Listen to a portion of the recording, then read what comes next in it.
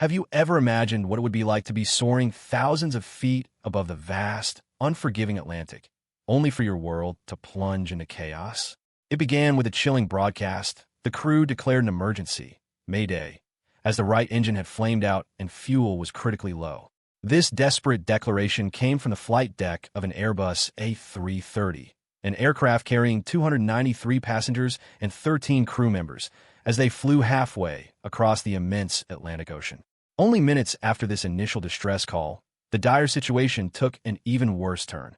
The left engine also failed. When the main electrical power was lost, the aircraft reverted to the emergency electrical configuration. Emergency lighting and essential instruments remained available. A few minutes later, passenger oxygen masks deployed as cabin altitude exceeded the threshold. With the aircraft electrical systems forced into an emergency configuration, and despite emergency lighting and essential instruments remaining active, the pilots fought desperately to maintain control, their every effort focused on keeping the massive plane aloft. Simultaneously, the cabin crew sprang into action, preparing the frightened passengers for the terrifying prospect of an emergency water landing. This is the gripping tale of Air Transat Flight 236. The journey began on August 24, 2001. Air Transat Flight 236 departed from its gate at Toronto Pearson Airport in Canada, setting its course for Lisbon Airport in Portugal.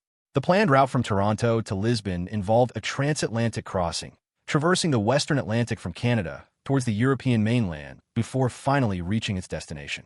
While this journey typically spanned about 7 hours, the flight on this fateful day, from takeoff at 0:52 Universal Time Coordinated to landing at 6:45 Universal Time Coordinated, lasted approximately 5 hours and 53 minutes. The aircraft assigned for this particular flight was an Airbus A330, designed to accommodate 362 passengers. Built in 1999, this aircraft had already accumulated over 10,000 flying hours prior to this fateful incident. For the flight, it was loaded with approximately 46.9 tons of fuel, a generous supply that was 5.5 tons over the minimum legal requirement. In the cockpit were two highly experienced pilots. The captain, 48-year-old Robert Pish, had accumulated nearly 17,000 flying hours, with almost 800 specifically on the Airbus A330. Alongside him was First Officer Dirk de Jager, 28 years old, who had amassed 4,800 flying hours, 386 of which were on this particular aircraft type. Just 4 days before Air Transat Flight 230 SXS departure, the aircraft underwent routine maintenance. During this inspection, the maintenance team made a troubling discovery: metal chips in the aircraft's oil filter, a clear indicator of potential engine issues. Unable to identify the source of these fragments, they opted for an engine replacement. The replacement engine, a unit on loan from Rolls-Royce, was configured to a pre-service bulletin standard, while the engine being removed was post-service. This seemingly minor difference created a significant problem for the technician. The rear hydraulic pump from the old engine simply could not be fitted onto the new, loaned engine. The root of the problem? A physical obstruction with the fuel pump inlet tube, which was already installed on the replacement engine. With no access to the necessary service bulletins from the available computer terminals, the lead technician sought guidance from the maintenance engineering department. Their recommendation was to use only the rear fuel tube from the engine being replaced. By adhering to this instruction, the technicians believed they had created adequate clearance between the fuel tube and the adjacent hydraulic tube. Following the new engine's installation, they conducted a thorough inspection, reporting no issues. The engine successfully completed a ground run test, confirming its proper function, and the aircraft was then cleared for flight. Just before 1 a.m., the Airbus gracefully ascended into the night sky. The pilot expertly guided the aircraft eastward, climbing to a cruising altitude of 39,000 feet. The initial hours of the flight unfolded without incident. It was a calm, uneventful, and entirely routine journey, the plane steadily advancing toward its destination. However, several hours into their journey, suspended halfway across the vast ocean, the pilots noticed something deeply unsettling. A check of the secondary display for engine readings revealed alarming abnormalities in the data from the right-hand engine. The oil pressure was unusually high, strangely paired with a lower oil temperature and a noticeable decrease in oil quantity. These warnings presented a baffling scenario, one the pilots couldn't immediately comprehend. Typically, engine oil temperatures rise during a flight. The sight of the oil temperature dropping left them utterly confused. They meticulously scoured the aircraft's manual for an explanation, but found nothing that could account for the peculiar readings they were witnessing. The pilots promptly relayed the issue to their maintenance control center, seeking further investigation. Yet, even the specialists at the center were unable to pinpoint the root cause of the problem. Unbeknownst to the pilots, these perplexing engine oil indications were the result of a catastrophic fuel leak originating deep within the right-hand engine. A grave error had been made during the engine replacement. The hydraulic and fuel lines had been positioned far too close to each other.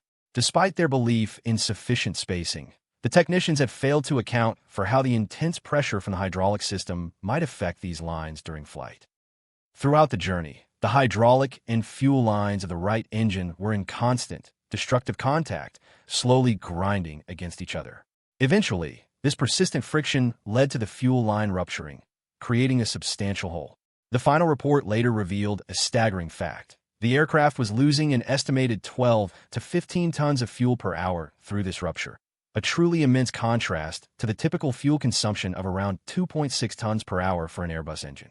Remarkably, even with such a massive fuel leak, the engine continued to operate as if nothing was wrong. This was due in large part to the aircraft's sophisticated fuel system design. This particular Airbus is equipped with an array of fuel tanks. Each wing houses two, supplemented by a center tank and a trim tank situated within the tail's horizontal stabilizer. The trim tank's primary function is to reallocate fuel from the aircraft's rear to its front, crucial for maintaining optimal center of gravity limits. Typically, as fuel levels in the main wing tanks diminish, the trim tank intelligently and automatically transfers fuel forward to replenish the depleted wing tanks. This vital transfer is usually not scheduled until the aircraft is approximately 35 minutes from its destination, or when wing tanks fall below 4 tons, or when the aircraft descends below flight level 245. This meticulous process is designed to ensure a perfectly balanced fuel distribution in preparation for landing. However, in this critical situation, the trim tank initiated its final fuel transfer far too early, directing all its remaining fuel forward into the wing tanks significantly ahead of schedule. Despite an indication of this unusual activity appearing in the cockpit, the pilots did not immediately grasp the gravity of this abnormality. While still grappling with the perplexing oil pressure issue, a new advisory message illuminated on the ECM, the central display unit in the cockpit designed to alert pilots to situations requiring action. This message specifically highlighted a fuel imbalance between the tanks in the left wing and those in the right. A fuel imbalance, of course, signifies a discrepancy in fuel quantity between the wings, a serious concern as an aircraft demands perfect balance for safe flight. For an Airbus A330 experiencing a fuel imbalance, the ECM doesn't prescribe immediate actions. Instead, it thoughtfully prompts pilots to consult the Quick Reference Handbook, QRH, for detailed guidance. This comprehensive handbook is meticulously designed to steer pilots through non-normal procedures. However, the captain, relying on his extensive experience and memory from simulator training in handling such imbalances, chose to bypass consulting the QRH. Their chosen course of action, opening the cross-feed valve and shutting off the fuel pumps in the right wing, with the intention of rebalancing the fuel by transferring it from one side to the other. Tragically, and unbeknownst to them, this action had the opposite and devastating effect. It dramatically worsened the fuel leak, actively funneling precious fuel from the left wing tank directly through the already compromised right side of the aircraft. A bitter irony. Had they consulted the QRH, its very first instruction would have explicitly cautioned against proceeding with the checklist if a fuel leak was suspected. Within a mere 10 minutes, as they helplessly watched the fuel levels plummet at an alarming rate, the pilots were forced to confront a grim reality. The total amount of fuel remaining on board had fallen below the critical threshold required to safely reach their intended destination of Lisbon. Confronted by this increasingly critical situation, the pilots immediately began scanning for alternative landing sites across the vast, empty expanse of the Atlantic Ocean. Their options were sparse, but they quickly pinpointed Lodges Airport, nestled on the island of Terceira in Portugal, as a potentially viable diversion point. As they meticulously planned their diversion strategy, a cabin crew member entered the cockpit, not with a technical update, but to relay information about passengers who would require assistance upon their expected arrival in Lisbon. The pilots, now in a race against time, explained the urgent necessity to divert to a different airport due to a severe technical issue. They then made a crucial request for the cabin crew member to perform a visual inspection of the wings. Following the captain's instructions, The crew member dimmed the cabin lights to enhance visibility and meticulously used a flashlight to scrutinize the wings from the passenger windows. Despite this diligent check, no irregularities, no telltale signs of a leak were detected. While a fuel leak is often relatively straightforward to spot in daylight, identifying one at night, particularly over the dark ocean, becomes a monumental challenge.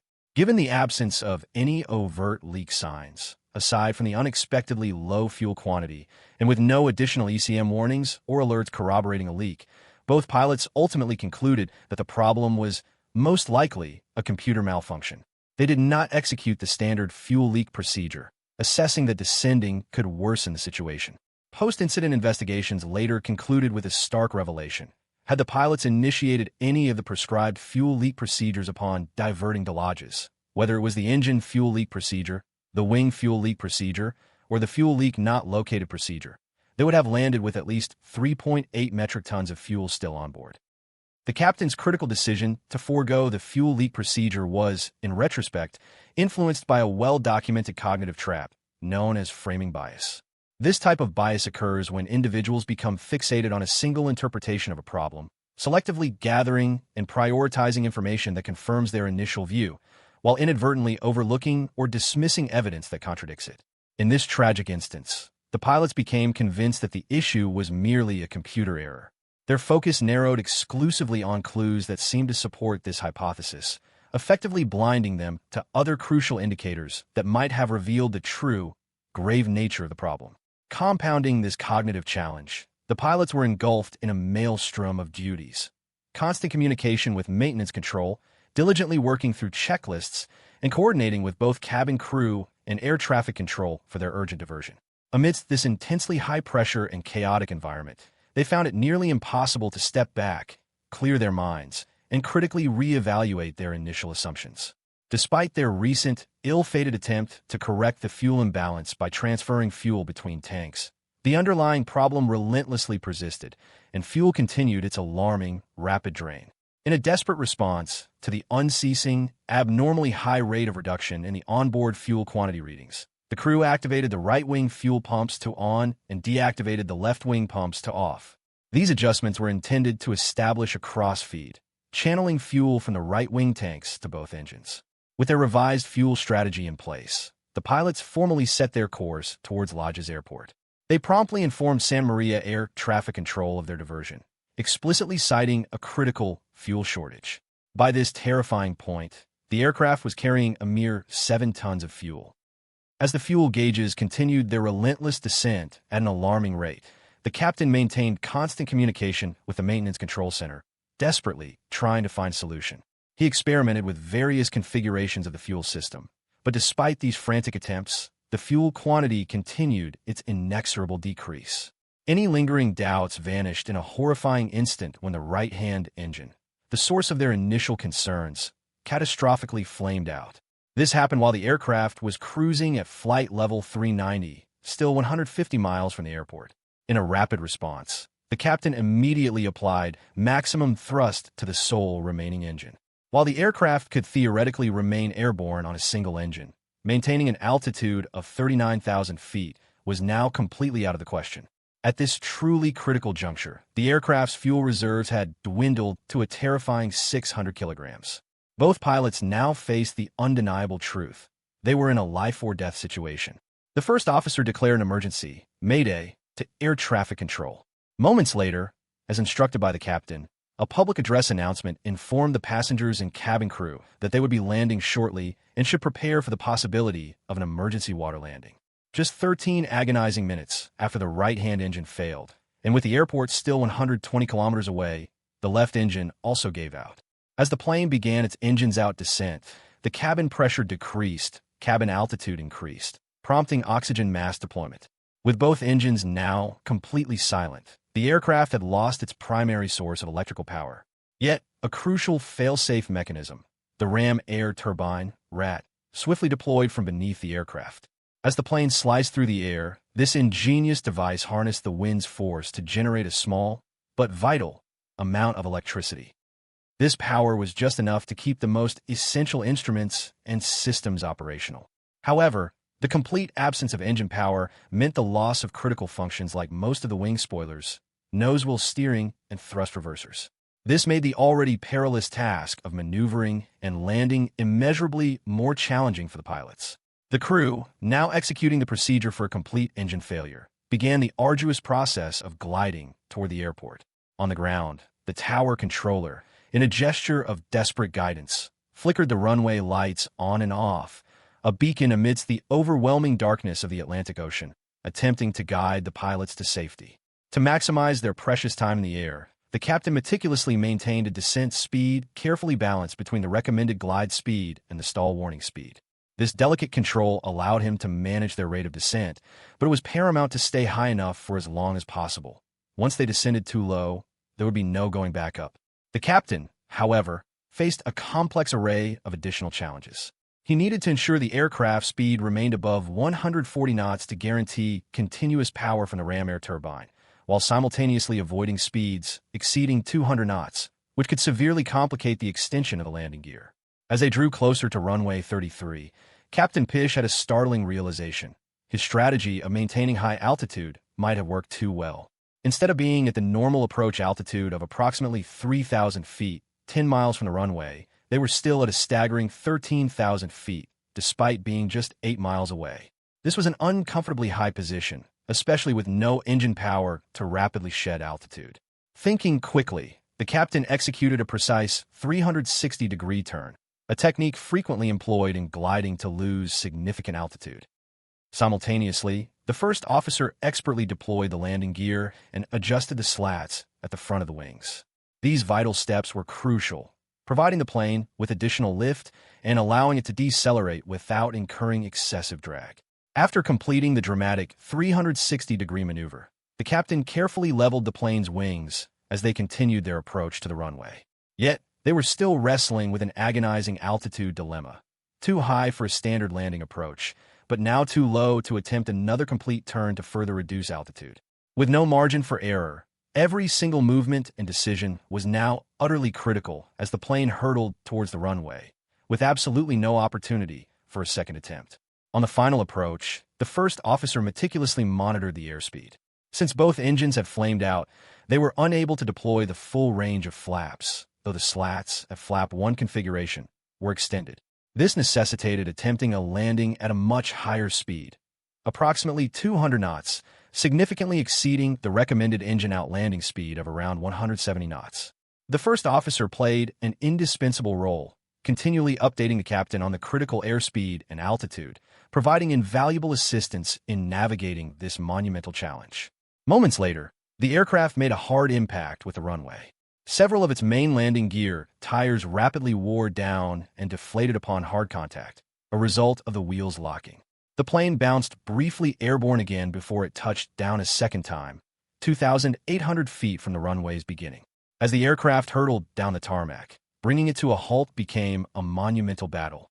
Essential systems typically used for deceleration, such as most of the wing spoilers and engine reverse thrust, were completely inoperative.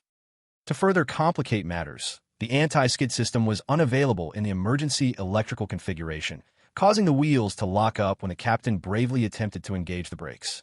Against all odds, the aircraft finally shuddered to a stop with approximately 2,400 feet of the runway remaining. But the ordeal wasn't over. Fires had erupted in the left main gear wheels, escalating the emergency. Captain Pish, with incredible presence of mind, immediately ordered an evacuation. Miraculously, all passengers were safely out of the aircraft in a mere 90 seconds. The waiting fire crews quickly extinguished the flames. In an astonishing testament to skill and sheer luck, their miraculous landing, an unpowered glide of approximately 65 nautical miles, was widely described as the longest in aviation history for a passenger aircraft without any fatalities. Initially, the crew was lauded as heroes. However, as the initial euphoria faded, questions inevitably arose concerning the events that led to the critical fuel shortage over the Atlantic. Doubts began to circulate regarding the crew's decision-making, particularly their apparent failure to heed the instrument warnings indicating rapidly diminishing fuel levels. In the wake of this incident, significant and necessary changes were implemented in aviation safety protocols. Following the accident, regulators mandated revisions to the airplane flight manual to add explicit fuel leak procedures, and operators implemented improved indications and checklists for significant fuel loss. Furthermore, pilot training now places a much stronger emphasis on the effective management of fuel leaks and the correct interpretation of non-normal checklists. The final accident report, while acknowledging the pilot's initial failure to detect the fuel leak, unequivocally praised their extraordinary response after both engines failed. It specifically commended Captain Pish for his expert control of the aircraft during the engine-out descent and landing, navigating conditions of immense difficulty. The first officer was also lauded for providing invaluable support throughout the harrowing glide and landing. In recognition of their exceptional airmanship, both the captain and first officer were honorably awarded the Superior Airmanship Award by the Airline Pilots Association. In summing up this gripping incident, 3 primary factors can be identified as contributing to the near catastrophe. Firstly, the improper installation of the spare engine was definitively pinpointed as the root cause of the fuel leak. Secondly, the crew's insufficient training in handling fuel leak-related imbalances and the complete absence of such scenarios in their training led them to focus exclusively on balancing the fuel rather than considering the devastating possibility of a leak. And finally, cognitive bias played a significant and undeniable role, as the crew's preconceived assumptions hindered their ability to accurately recognize and effectively address the unfolding situation. What critical lessons can we, as observers, draw from this pivotal story? It powerfully underscores the profound importance of thorough training, meticulous equipment checks, and the absolute necessity of being prepared to confront truly unexpected and grave problems. If this incredible story captivated your attention, please consider showing your support by giving it a thumbs up, sharing it with your friends, and subscribing to our channel for more amazing narratives. Don't forget to hit that bell icon to receive notifications for our latest uploads. Thank you for watching.